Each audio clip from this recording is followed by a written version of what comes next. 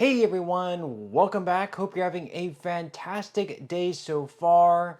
So, this month in June, unfortunately, we're going to have thousands of Social Security beneficiaries have up to 15% of their check reduced because of garnishment. In today's video, we are going to be covering what to expect and who may end up having their checks reduced this month, once again in June.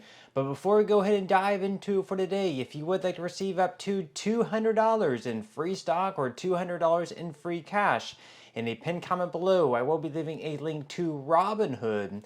All you have to do is once you click on that link is just sign up for a free account and then simply link your bank account. You do not even have to make an opening deposit. At that point in time, Robinhood will be sending you one free stock worth all the way up to $200. And if you'd rather just have the cash, all you have to do is once you receive the free stock is just sell it for what it's worth and then transfer the cash value right back to your bank account.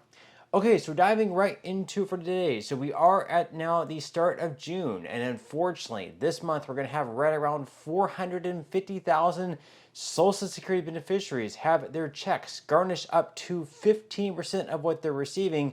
So, for example, if you're receiving, let's say, $1,000 per month, you can have up to $150 of your check garnished, leaving you with just $850. Now, they do have a limit where they do have to leave you with at least $750 per month, which, let's face it, that's not really a whole lot when you consider rent, when you consider groceries, utilities, everything else. $750 isn't going to leave you with much. Certainly better than nothing at all, but once again, this is going to be completely devastating with people who are already pretty much on their last lifeline with Social Security now having up to 15% of their checks garnished.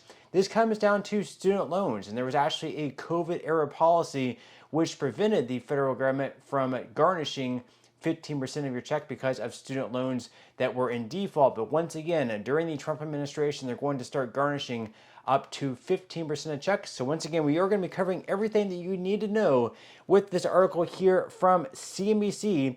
They say that some Social Security beneficiaries may find their June check is smaller. So starting this month, a share of people's benefits can be garnished if they defaulted on their student loans. The Trump administration announced on April 21st that the U.S. Department of Education would resume collections activity on the country's $1.6 trillion student loan portfolio. For nearly half a decade, the government did not go after those who'd fallen behind as part of COVID-era policies, but now more than 450,000 federal student loan borrowers age 62 and older are in default on their federal student loans and likely to be receiving Social Security benefits, according to the Consumer Financial Protection Bureau.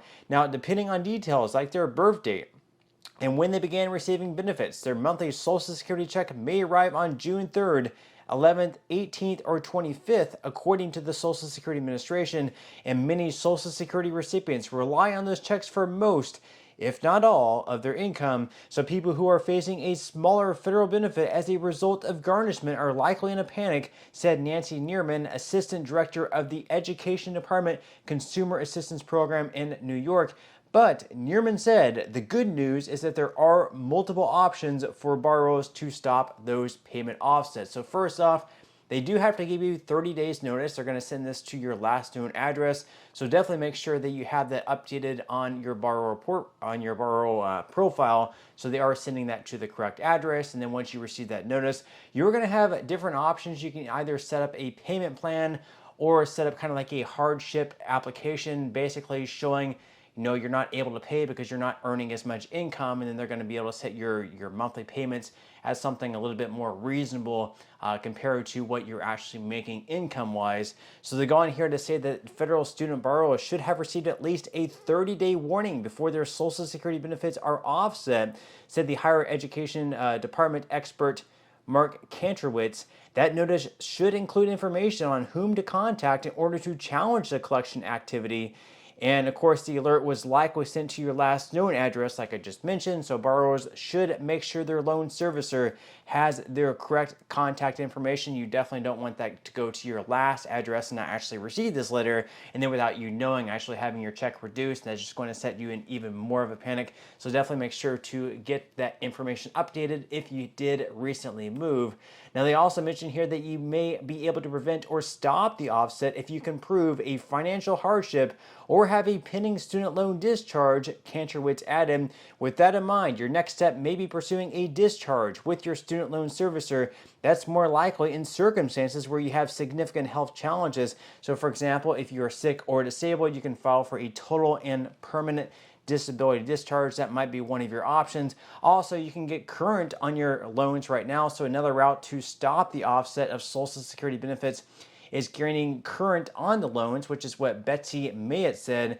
She is the president of the Institute of Student Loan Advisors, which is a nonprofit agency, and you can also contact the government's default resolution group and pursue several different avenues to get out of default, including enrolling in an income-driven payment plan. So basically, once again, they're going to be looking at what you're earning. If you're only earning Social Security benefits, for example, let's say you're earning like $1,500 per month, they might say, okay, out of your $1,500, let's take $100 per month. That's going to be your monthly payment. That might be reasonable for you, at least to them, rather than having to pay like $500 when you're only earning $1,500 per month.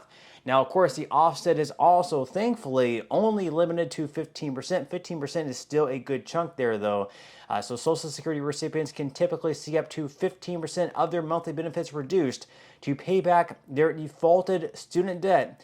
But beneficiaries need to be left with at least $750 a month. So it cannot go below $750. $750 is what you're going to receive at least. So they cannot take, if 15% would take you below $750, they would be taking less than 15%. Now, the offset cap is the same regardless of the type of benefit, including retirement and disability payments. So whether you receive retirement payments or whether you receive disability, they're going to take 15% out of both, and both also cannot go below $750 per month.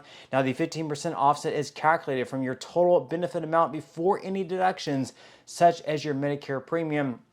So just for an example, the average payment this year is right around $1,950 or something like that. So we'll just round that up to $2,000. Let's say they're going to take 15% out of your $2,000. That means they're going to garnish $300 of your check. That's going to take you down to $1,700. $300 is going to be garnished every single month. Now, if you can set up a payment plan, you might be able to work it out where you don't have to pay as much as $300. Maybe you can cut that in half down to $150.